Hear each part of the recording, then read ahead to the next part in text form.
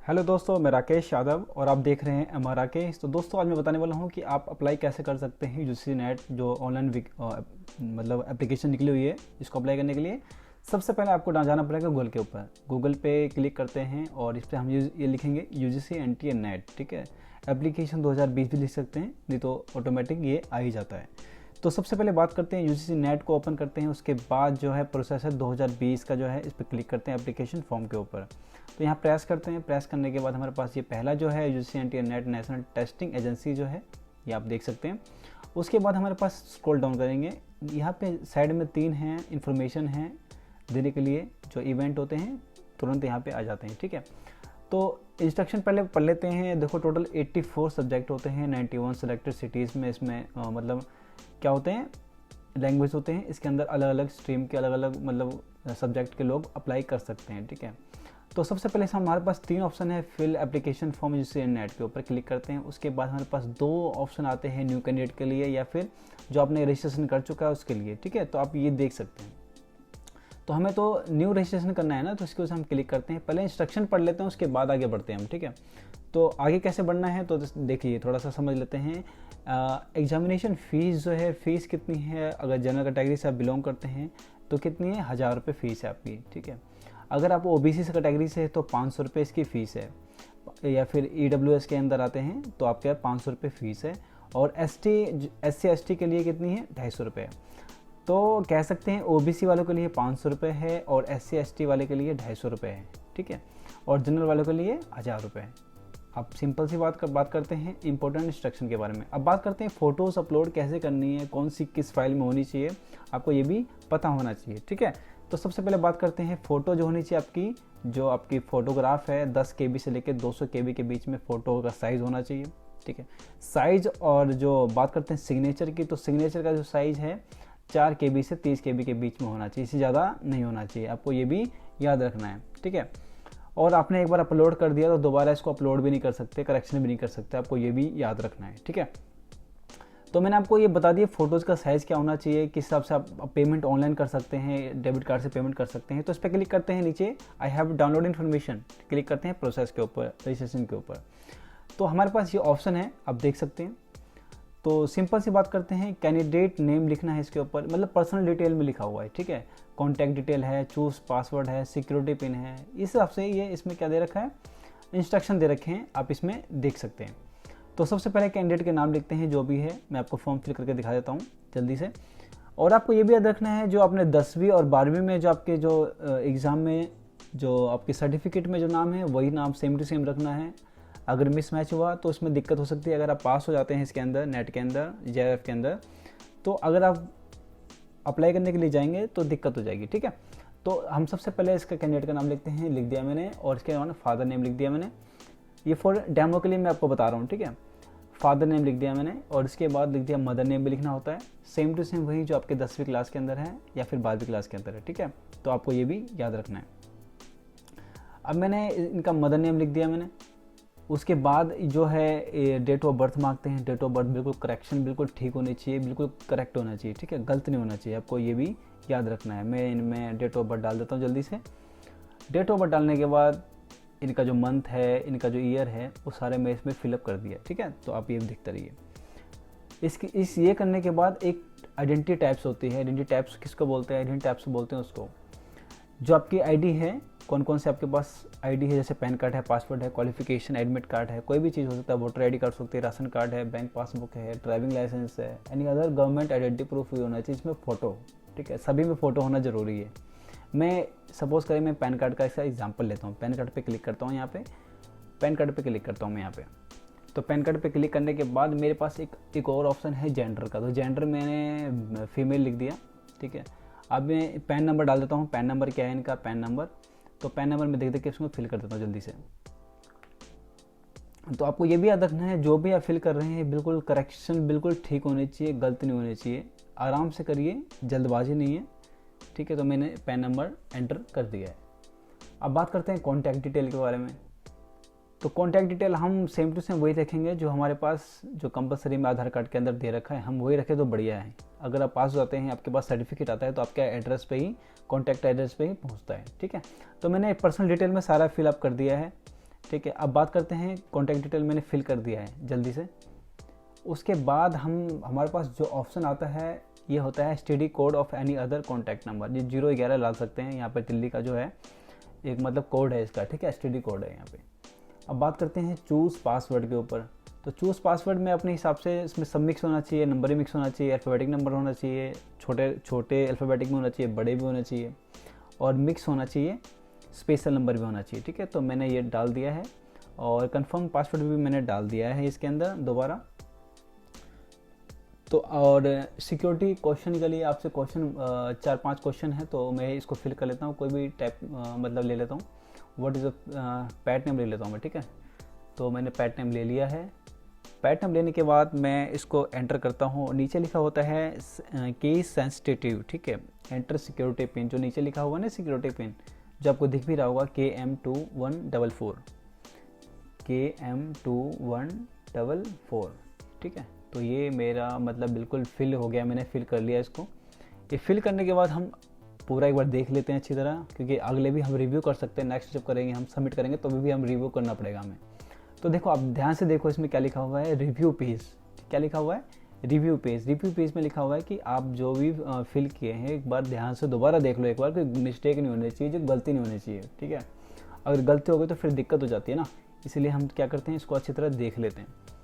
देखने के बाद हम पर्सनल डिटेल में देखते हैं, सारी चीज़ ठीक है, डेट ऑफ बर्थ ठीक है, फादर नेम ठीक है, जो मैंने पैन कार्ड नंबर डाला है वो ठीक है, क्योंकि जब आप एग्ज़ाम देने जाएंगे तो आपका पैन कार्ड जो आपने लगाया वो आपको चेक करेंगे, ठीक है। कॉन्टैक्ट डिटेल में देख सकते हैं आपका जो एड्रेस है, आपका फ़ोन नंबर है, आपका ईमेल आईडी है, करेक्ट होना चाहिए बिल्कुल, ठीक है। उसके बाद अकाउंट डिटेल के बारे में मैंने डाल रखा है, इसमें शो नहीं करेगा क्या क्या डाला है मैंने। और एक होता है जो मैंने देखा है, जो मैंने पर्सनल डिटेल इसमें डाली है, क्या सारे ठीक है, इसमें आपको ये भी याद रखना है, ठीक है। तो अब बात करते हैं जो पर्टिकुलर चेकलिस्ट ऑफ वेरीफाई है, मैं सभी पे क्लिक कर देता हूँ। मेरा नाम भी ठीक है, डेट ऑफ बर्थ भी ठीक है, फादर नेम भी ठीक है। तो मैंने सबसे पहले बता दिया आपको, मतलब पूरा हमने क्या है पर्टिकुलर जो चेकलिस्ट है मैंने वेरीफाई कर लिया सारा, ठीक है। उसके बाद हम क्या करते हैं, सीधा डिक्लेरेशन पढ़ लेते हैं। आई हैव डिक्लेरेशन, जो भी मैंने इसमें लिखा है वो सच है, सही है, जो भी है, कोई गलत नहीं है। अगर कोई गलत आता है तो आपका जो फॉर्म आपने जो अब अगर पास भी तो आपका क्या हो जाता है, फेल्ड हो जाता है, ठीक है। आपको कैंसिल रिजेक्ट कर दिया जाता है वहाँ से। तो सबसे पहले हम एग्री करते हैं यहाँ से, आई एग्री, और फाइनल सबमिट पे क्लिक करते हैं यहाँ पे, और यहाँ पे यस कर देते हैं यहाँ पे। तो टोटली फाइनली हो जाएगा ये चीज़ें, और यहाँ पे क्लिक करते हैं, यस करते हैं। यस करने के बाद हमारे पास जो पहला स्टेप है वो कंप्लीट हो चुका है। हम दूसरे स्टेप में करेंगे कंप्लीट एप्लीकेशन फॉर्म में हमने जो हमारा सेकंड जो स्टेप है वो उसमें हम कंप्लीट करते हैं। तो ये हमने जो सेकंड स्टेप है हमने स्टार्ट कर चुके हैं। हम लिखते हैं कैंडिडेट नेम जो भी इसमें दिया हुआ है, डेट ऑफ बर्थ है इसके अंदर मैंने पहले फिल कर रखा है, जेंडर है, आर यू सिंगल गर्ल, ये जो भी है आपके, अगर आप फैमिली में आप कहीं लड़की है कहीं लड़का है, जो भी वो भी लिख सकते हैं हम, यस नो कर सकते हैं, मैंने नो कर दिया। फादर नेम लिख दिया, मदर नेम पहले से लिखा हुआ है, नेशनलिटी लिख दी, कैटेगरी लिख दिया मैंने, और ये सब कैटेगरी जनरल लिख दिया मैंने। और जो भी है रिलैक्सिबिलिटी है या नहीं है, आर यू डायबिटिक जो भी है ये से, तो हम सभी पे नो करना है, ठीक है। तो आपको ये भी याद रखना है। और subject name of post graduation, जो आपने पोस्ट ग्रेजुएशन में सब्जेक्ट में किया है वो उस पर आप लिख देते हैं। यहाँ पे नीचे क्लिक करते हैं। क्लिक करने के बाद यहाँ पे सिलेक्ट का ऑप्शन है, सिलेक्ट पे क्लिक करते हैं। उसके बाद हमारे पास बहुत सारी लंबी लिस्ट आ जाती है, तो हम इस पर क्लिक करते हैं। हमारा है पॉलिटिकल साइंस पे, पॉलिटिकल साइंस पे हमने क्लिक कर दिया। पहले सर्च करते हैं पॉलिटिकल साइंस ये मेरा, ठीक है। ओके करते हैं, यहाँ पे क्लिक करते हैं। पॉलिटिकल साइंस के बाद हमारे पास अप्लाई फॉर, ठीक है। तो अप्लाई हम फॉर किसके लिए कर रहे हैं, यहाँ पे अप्लाई फॉर पे यहाँ पे दो ऑप्शन है, असिस्टेंट JRF पे, JRF और असिस्टेंट प्रोफेसर दोनों में करो तो बढ़िया है अगर आपकी एज है तो। और बात करते हैं सब्जेक्ट ऑप्शन, हमारे पास वही है, पॉलिटिकल साइंस ही रहेगा, दूसरा ऑप्शन हमको डालना नहीं है क्योंकि दूसरा हमको आता भी नहीं है अपने पास, ठीक है। तो सबसे पहले बात करते हैं जो चॉइस ऑफ जो एग्ज़ाम सेंटर है, मैंने पैसा से पहले मैं दिल्ली का भरूंगा। दिल्ली का भरने के बाद हमारे पास नियर बाय जो है, जैसे कि हमारे यहाँ पे क्या है, दिल्ली में भरते हैं। दिल्ली में तो नहीं हो पाएगा, दिल्ली पे दोबारा क्लिक करते हैं। देखो अगर एक ही आप दिल्ली भरते हो तो दिल्ली में नहीं आएगा, क्योंकि दिल्ली में एक ही सेंटर है, कहीं भी सेंटर दे सकते हैं, ठीक है। अब उसके बाद करते हैं, हम ले लेते हैं राजस्थान का, राजस्थान पे क्लिक करते हैं। अब मैं आपको करके दिखा रहा हूँ, इसमें थोड़ा सा टाइम लगेगा, इसके अंदर मैं आपको समझा दूंगा अच्छी तरह कि क्या सिस्टम है। राजस्थान में मैंने कोटा किया, ठीक है। कोटा करने के बाद या फिर मैंने अजमेर कर दिया। अजमेर करने के बाद थर्ड जो चॉइस है मेरी सिटी क्या है, थर्ड चॉइस क्या है?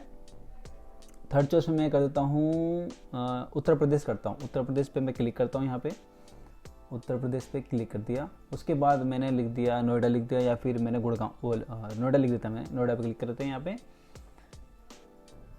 नोएडा पे क्लिक करते हैं। नोएडा पे क्लिक कर दिया। उसके बाद मैंने जो है राजस्थान के अंदर दोबारा उत्तर प्रदेश का दोबारा मैंने क्लिक किया। अब इस चीज़ को समझिए आप, मैंने इसको अगर जो फर्स्ट टाइम भर रहे हैं उनको दिक्कत आ सकती है कि मैं क्या भरूं, मैं क्या ना भरूं, ठीक है। तो मैंने सबसे पहले जो दिल्ली में रहते हैं वो उत्तर प्रदेश ही भरे, सबसे बढ़िया रहेगा।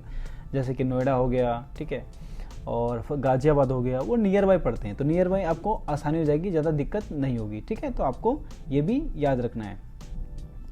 अब बात करते हैं, मैंने जो सारा सिस्टम मैंने भर दिया है। अब उसके बाद करते हैं क्वालिफिकेशन डिटेल के बारे में, यानी जो आपने पोस्ट ग्रेजुएशन किया है उसमें आपकी कुछ इन्फॉर्मेशन पूछी जाती है, तो आपको उसमें फिल करना होता है। कोर्स स्ट्रीम आपसे पूछी जाती है, आपको ये फिल करना होता है। क्वालिफिकेशन एग्जामिनेशन फॉर्म होता है, उसके अंदर आपको फिल करना होता है। और क्वालिफिकेशन एग्जामिनेशन स्टेट आपने कहाँ से पास किया है पोस्ट ग्रेजुएशन, वो भी लिखना होता है।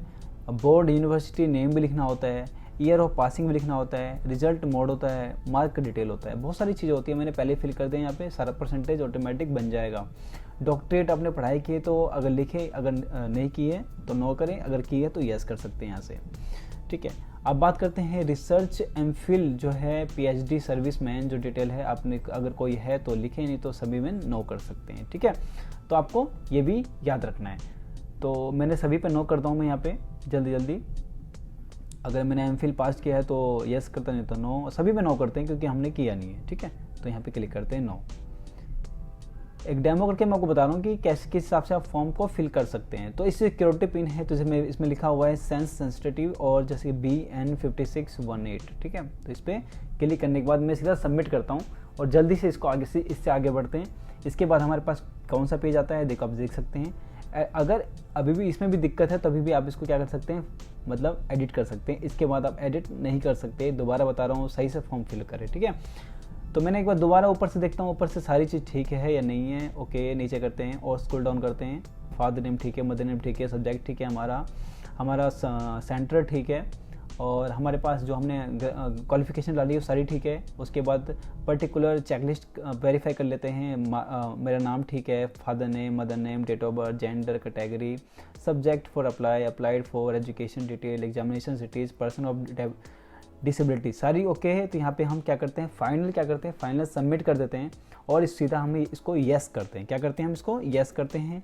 हमारे पास जो सेकंड स्टेप है वो कंप्लीट हो चुका है। हमारा थर्ड स्टेप है अपलोड इमेज, यानी हम फोटो और साइन को क्या करना है, हमको अपने को अपलोड करना है। तो हमारा थर्ड जो स्टेप है वो क्या है, फ़ोटो और सिग्नेचर को अपलोड करना। तो मैंने दोबारा आपको बता रहा हूँ, मैंने आपको बताया था फ़ोटो का 10 से 200 KB के बीच में होना चाहिए, साइज़ JPG फाइल में होना चाहिए। सिग्नेचर जो है मस्ट भी इम्पोर्टेंट है, 4 KB से 30 KB के बीच में आपकी सिग्नेचर होनी चाहिए। तो मैं पहले फ़ोटो अपलोड करता हूँ। फ़ोटो मैंने पहले से मैंने रिसाइज कर रखा है और उसके बाद मैं सिग्नेचर को अपलोड कर देता हूँ।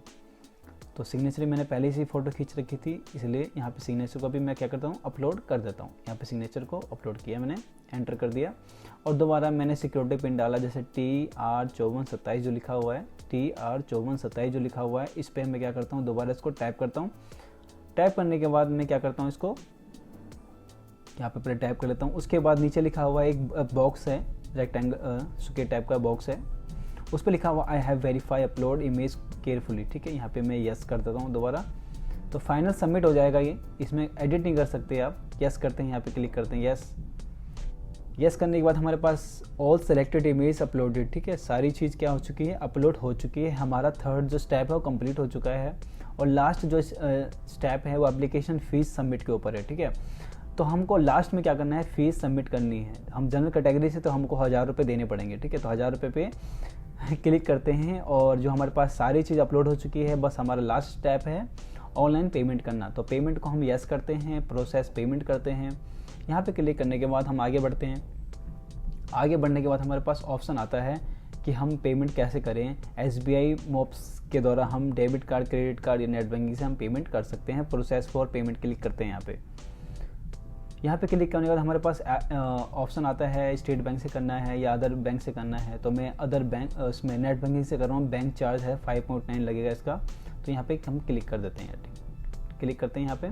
और भी है, अलग अलग यूपीआई से कर सकते हैं आप, क्रेडिट कार्ड से करते हैं, डेबिट कार्ड से कर सकते हैं, अदर बैंक से कर सकते हैं। तो हम SBI नेट बैंकिंग से ही पेमेंट करूँगा, ठीक है। तो आप देख सकते हैं, मैं क्लिक करता हूँ SBI बैंक चार्ज भी लगेगा, याद रखना है आपको। अगर आप डेबिट कार्ड से करते हो तो चार्ज नहीं लगेगा, ठीक है। तो SBI बैंक चार्ज है 5.9 नेट बैंकिंग से अगर मैं इसको पेमेंट करता हूँ तो, ठीक है। तो इस पर क्लिक करते हैं हम, बैंक चार्ज SBI के ऊपर क्लिक करते हैं, यहाँ पे क्लिक कर दिया। उसके बाद मैंने यहाँ पे क्या कर दिया, मैं इसमें जल्दी से जल्दी यूज़र नेम और पासवर्ड डाल देता हूँ, आपको दिखेगा नहीं जल्दी से चलिए इसे आगे बढ़ते हैं। जो भी मेरा ID है और पासवर्ड है, यहाँ पे क्लिक करते हैं और मैंने डाल चुका हूँ, मैंने एंटर कर दिया है और आपको मैंने दिखा दिया है कि अब मैं कंफर्म कर देता हूँ। नाम भी आ गया है जो भी है, और अकाउंट नेम आ गया है सारा, और मैं यहाँ पे सबमिट करता हूँ, कंफर्म कर देता हूँ। हाई सिक्योरिटी पे मेरे मोबाइल पे आ चुका है, तो मैं यहाँ पे क्लिक करके एंटर कर देता हूँ। बड़ा इजी है, आप आसानी से कर सकते हैं। जिस हिसाब से अभी कर्फ्यू लागू है, मतलब लॉकडाउन चल रहा है, तो आप इसको घर बैठे भी अप्लाई कर सकते हैं, बड़ा इजी है। और यहाँ पे मैं इसको कंफर्म कर देता हूँ। कंफर्म करने के बाद मेरे पास सारी जो चीज़ है कंप्लीट हो चुकी है, मैंने पेमेंट कर चुका है, मैंने चारों स्टेप जो है कंप्लीट कर चुका हूँ। अब देख सकते हैं सारी जो स्टेप है वो कंप्लीट हो चुके हैं।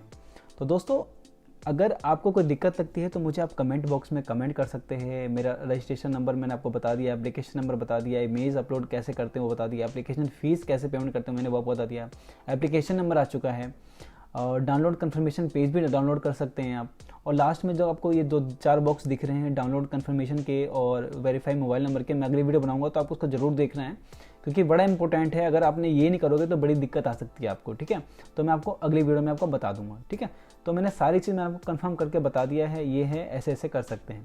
तो दोस्तों, ये वीडियो थी, वीडियो आपको हेल्पफुल लगे तो लाइक कर सकते हैं, और अगर अभी तक अपने चैनल को सब्सक्राइब नहीं किया प्लीज़ सब्सक्राइब कर लीजिएगा, ताकि मेरी सारी नोटिफिकेशन आप तक आसानी तक पहुँच सके। अगर कोई भी डाउट लगता है या फिर कोई भी दिक्कत आती है तो मुझे आप कमेंट बॉक्स में कमेंट करके पूछ सकते हैं। दोस्तों, ये वीडियो थी, तब तक के लिए धन्यवाद।